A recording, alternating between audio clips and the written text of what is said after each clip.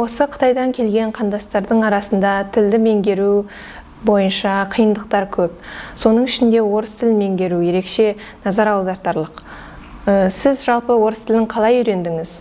Енді осы екі елде алған тәжірибеңізге қарап, осы білім ортасының ұқсастығы мен айырмашылықтары жайлы айтсаңыз. Негізі үй жұмыс істеу де мен үшін бір демалыс. Сол кезінде істеп жүріп, ойдарымды жинақтап, соны жазатын кезінде тез жазып, негізі тайм менеджмент деп айтуға болады. Бізде Франциядан келген бала бар, Танзаниядан келген бар, Пакистаннан келген бар. Енді қалғандары көбі біздің Қазақстанның жергілікті қазақтары.